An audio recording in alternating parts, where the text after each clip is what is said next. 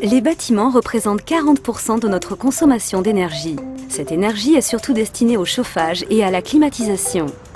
Les bâtiments sont les plus grands pollueurs en Europe, représentant 36% de ces émissions en CO2. L'isolation de nos bâtiments est le meilleur moyen de réduire notre consommation d'énergie, nos émissions et nos factures d'énergie. Par exemple, une famille allemande qui décide d'améliorer l'isolation de sa maison peut réduire ses émissions de CO2 de 11 tonnes par an.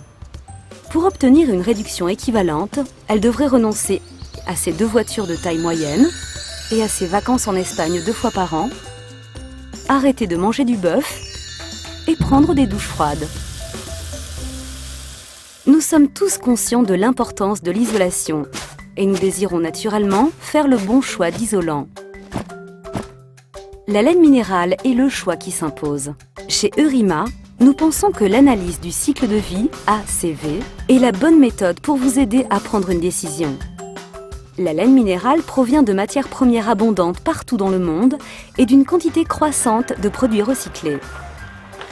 La laine de roche est composée de roches volcaniques, comme le basalte ou la dolomite.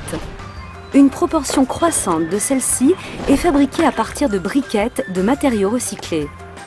La laine de verre est composée de sable ou de verre recyclé, le calcin.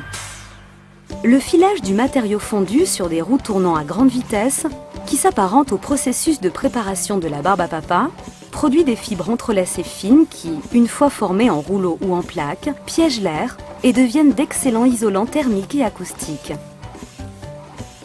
Vous vous demandez peut-être si la fusion de la roche et du sable est énergivore.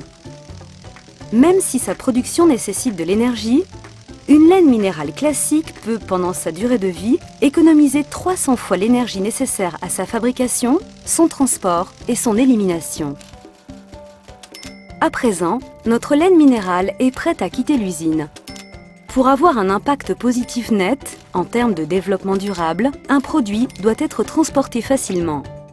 La laine minérale répond parfaitement à ce critère, simplement parce que le matelas de fibres est compressible jusqu'à 10 fois son épaisseur. Moins de camions signifie moins d'émissions. Une fois l'isolant sur le chantier, sa facilité d'utilisation est un atout. Parce que le peu de chute pendant les travaux peut être renvoyé à l'usine pour recyclage et parce que l'isolant est facile à installer. Le produit est souple et peut être parfaitement ajusté dans n'importe quel endroit. C'est une fois installée que la laine minérale exprime pleinement son potentiel en matière de développement durable. Elle réduit considérablement l'énergie nécessaire pour conserver la chaleur ou la fraîcheur du bâtiment et améliore le confort intérieur.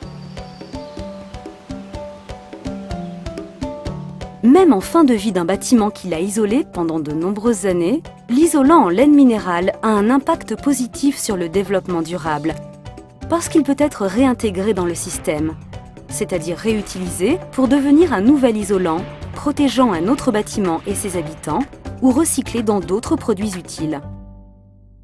En résumé, un isolant en laine minérale est durable, recyclable et économe en énergie.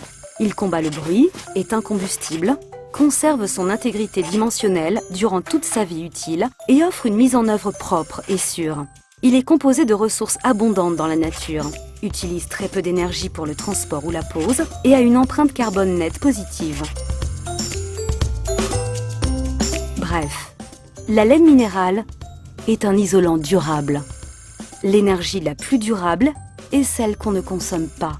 En réduisant jusqu'à 90% l'énergie nécessaire pour chauffer ou climatiser nos maisons, l'isolation en laine minérale met les ressources naturelles au service de la protection de notre planète.